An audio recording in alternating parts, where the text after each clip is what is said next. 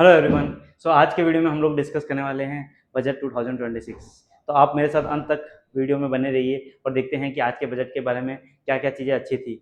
Okay, सो आज का जो बजट है वो प्योरली रिफॉर्म ओरिएंटेड था, ना कि पॉपुलिस्ट बजट था जहाँ पे most of the big big schemes announce की जाती है और बाद में देखा जाता है कि उसको कैसे इंप्लीमेंट करना है। तो आज का जो बजट था वो प्योरली रिफॉर्म फोकस था और वो स्टार्ट हुआ थ्री कर्तव्य यानी तीन ड्यूटीज, थ्री ड्यूटीज।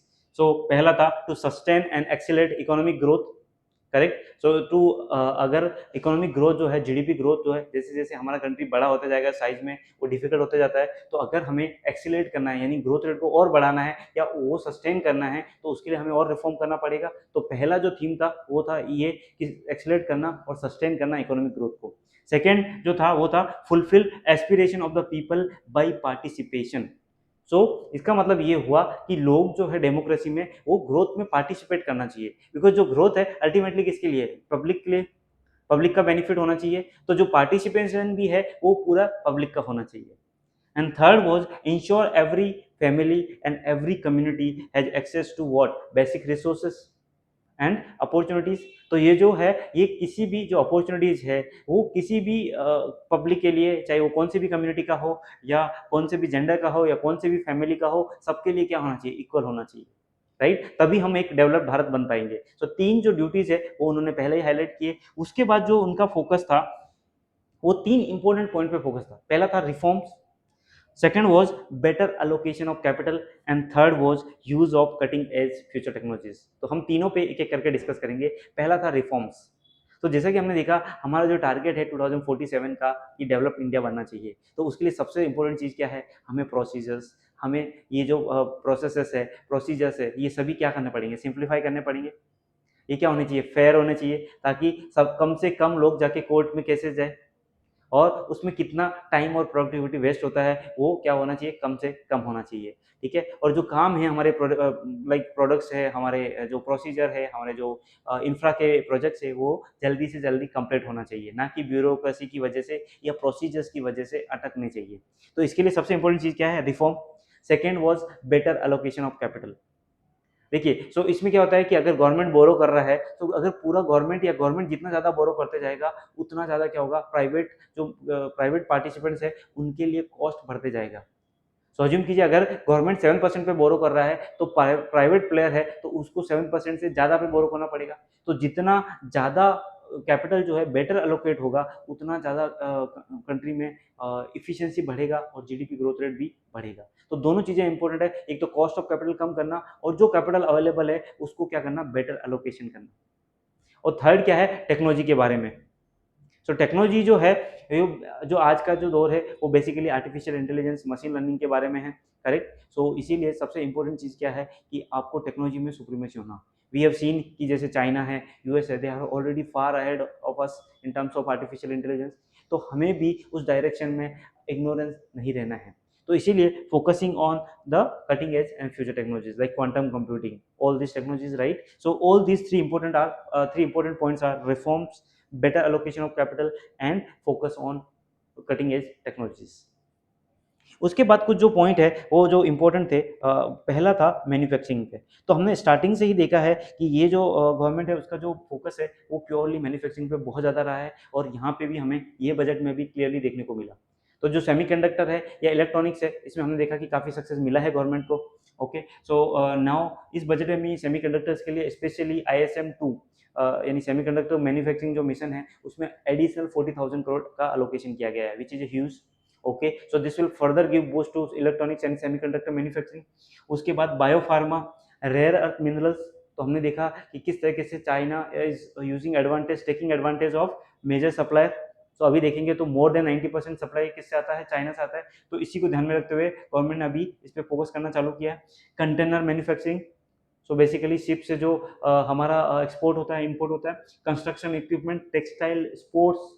सो ये सभी चीज़ आप देख रहे हैं, सभी जो फोकस किया गया ये किस पे फोकस है, प्योरली मैन्युफैक्चरिंग पे।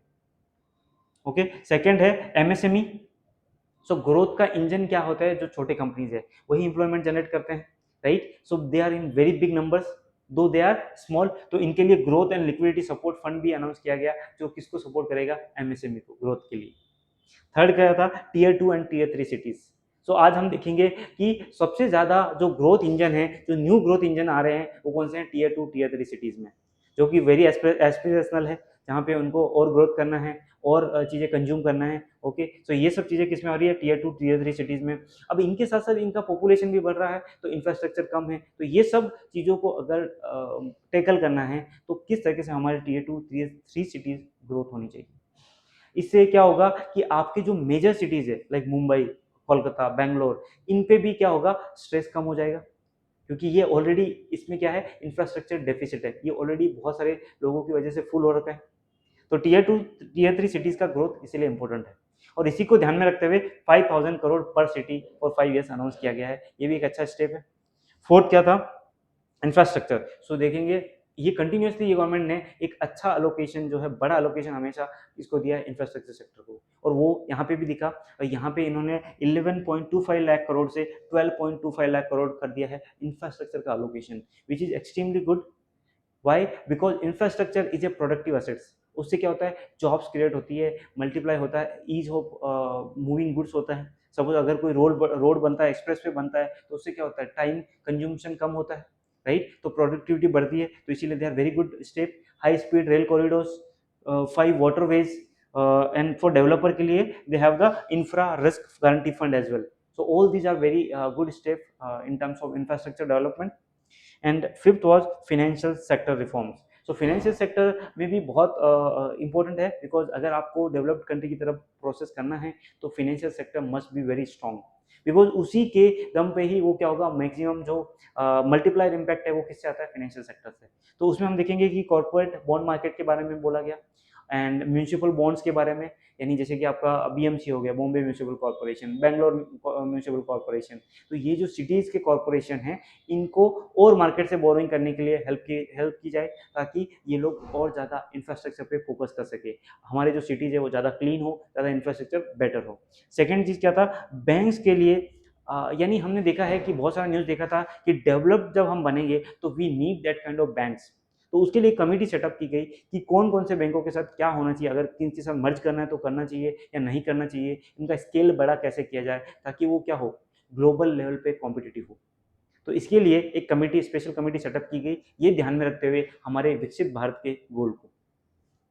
लास्ट जो था स्किल एंड एम्प्लॉयमेंट, इसमें एक इंटरेस्टिंग चीज देखने को मिला। ऐसे ऐसे सेक्टर पे फोकस था जो न्यू एज है, या फिर जहाँ पे अभी तक ज़्यादा फोकस नहीं मिला, तो उसमें से स्पोर्ट्स था, गेमिंग एंड कॉमिक, और डिज़ाइन एजुकेशन। तो ये जो सेक्टर है, इसमें फोकस मिला, और इससे डेफिनेटली एक हेल्प होगा, और बेसिकली एम्प्लॉयमेंट जनरेशन का, स्किल डेवलपमेंट था। और एक इंपॉर्टेंट चीज़ जो देखा वो था एजुकेशन हब्स नियर सिटीज़। तो हमने देखा कि जैसे मुंबई है, मुंबई के बाजू में एक नया सिटी बनाया जा रहा है, जिसमें क्या होगा? Purely education related institutes. तो वैसे ही और ऐसे जो है स्मॉलर सिटीज़ या town cities kind of develop किया जाए, जहाँ पे एजुकेशन हब हो। ये एक अच्छी न्यूज़ है, क्योंकि एजुकेशन क्या रहेगा? एक फंडामेंटल रहेगा हमारे डेवलप्ड भारत के जो गोल है उसमें। तो education is the core fundamental, and उस पे फोकस करना एक पॉजिटिव डेवलपमेंट है। अच्छा, उसके साथ-साथ जो है हमने देखा कि कुछ जो फाइनेंशियल सेक्टर से रिलेटेड जो अनाउंसमेंट किए गए, उसमें से एक था development of the corporate bond market, और the second was high level committee for the Viksit Bharat, which we already discussed. And सबसे इंपॉर्टेंट जो चीज़ है वो आती है फिस्कल डिसिप्लिन। तो हमने क्या बोला कि जो बेटर एलोकेशन ऑफ कैपिटल है, तो उसमें एक चीज़ तो क्या रहेगा? जो कैपिटल हमारे पास अवेलेबल है उसका प्रॉपर यूज़ करना। सेकंड, कॉस्ट ऑफ कैपिटल कम करना। अब कॉस्ट ऑफ कैपिटल कम करना है, तो सबसे पहले किसको स्टेप लेना पड़ेगा? गवर्नमेंट को, बिकॉज गवर्नमेंट क्या होता है? एक मेजर बोरोवर होता है। अगर गवर्नमेंट ही 7% पे बोरो कर रहा है, तो आपके जो कॉर्पोरेट्स है उनको शायद उससे ज़्यादा रेट पे बोरो करना पड़े, तो इसीलिए उनका कॉस्ट ऑफ फंड्स हमेशा ज़्यादा रहेगा, और वो लोग कॉम्पिटिटिवनेस उनका कम हो जाएगा। तो इसीलिए कॉस्ट ऑफ फंड्स को कम करना है, तो फिस्कल डिसिप्लिन आपका चेक में होना चाहिए। और वही हमने देखा कि कंसिस्टेंटली गवर्नमेंट ट्राई कर रही है, तो उन्होंने क्या किया? जो इस ईयर का टारगेट था 4.4% of the GDP, fiscal deficit as a percentage of GDP 4.4% का टारगेट था, वो मीट किया है। और नेक्स्ट ईयर के लिए जो है वो कितना टारगेट सेट किया है? 4.3%। तो again in the declining path, but एक मेजर जो शिफ्ट है जो उन्होंने लास्ट टाइम भी अनाउंस किया था, वो था कि अब वो fiscal deficit as a percentage of GDP देखने के बजाय क्या देखेंगे? Total government debt as a percentage of GDP. यानी फिस्कल डेफिसिट क्या दिखाता है? कि इंक्रीमेंटल हर साल में आप कितना बोरो कर रहे हैं, जबकि टोटल डेट क्या दिखा रहा है? अभी तक कितना डेट आउटस्टैंडिंग है as a percentage of GDP. तो अगर आपका ओवरऑल डेट आपको कम करना है, that will be better news for everyone, for the market. और गवर्नमेंट के पास भी क्या होगा, और रिसोर्सेज आएंगे प्रोडक्टिव असेट्स में इन्वेस्ट करने के लिए। तो they have already like physical deficit as a percentage of GDP already उन्होंने काफी कम किया है। So now they focused on incremental कम करने के बजाय ओवरऑल पूरा जो डेट है उसको कम किया जाए। तो इसके लिए क्या टारगेट सेट किया है कि जो 2030-31 है वहां तक 50% of the GDP plus minus 1%, और इस साल के लिए 56.1% है 2025-26 के लिए, और नेक्स्ट ईयर के लिए जो अपकमिंग ईयर है 26-27 उसके लिए टारगेट सेटअप किया गया है 55.6%। So that is again a welcome step. And in terms of total market borrowing, gross market borrowing यानी total market borrowing is 17.2 lakh crore which includes maturities वगैरह जो होती है, और नेट जो मार्केट बोरोइंग है दैट इज 11.7 लाख करोड़, यानी जो टोटल बोरोइंग किया माइनस जो मैच्योरिटीज था उसको मिला के जो नेट है that would be like 11.7 lakh crore. So overall इस बजट के बारे में व्यू देखें तो I am very very happy with the budget because it was purely reform oriented budget instead of populist budget, but still market is not happy. And why it is not happy, nifty is negative because the increase in the STT on what futures and options. So futures and options में शायद government को लगा कि बहुत ज़्यादा speculation हो रहा है, सो मार्केट में काफ़ी टाइम से बस था। आई थिंक उसी को ध्यान में रखते हुए STT इंक्रीज किया गया, and that is why market was not happy. And second reason could be, देखिए जो बजट में जो भी चीज़ें अनाउंस हुई है they are more of about like a long term thinking kind of things, not like populist. So market usually react more to the short term kind of incentives than long term. And दूसरा चीज़ें क्या है, अब जैसे ये चीज़ें क्या है बजट में अनाउंस कर दिया, बट मेजर चीज़ें क्या है कि एक तो आपने अनाउंस कर दिया but execution would be difficult. So execution is the important part of it, and that is how the budget should be. Because announcement आपने कर दिया that is one time thing, that is okay, but announcement करने से ground level पे कुछ change नहीं होने वाला है। चेंज कैसे होगा, जब आप एग्जीक्यूशन करोगे और आपका ग्राउंड लेवल पे ईज ऑफ डूइंग बिजनेस बढ़ेगा, प्रोसीजर्स कम होंगे, अननेसेसरी डिस्प्यूट नहीं होंगे, कोर्ट में केसेस नहीं जाएंगे, people will save time, their productivity will increase, and then they focus more on the business rather than processes, rather than bureaucrats. So इसीलिए सबसे important चीज क्या है, ग्राउंड लेवल पे मतलब एग्जीक्यूशन करना और ईज ऑफ डूइंग बिजनेस बढ़ाना।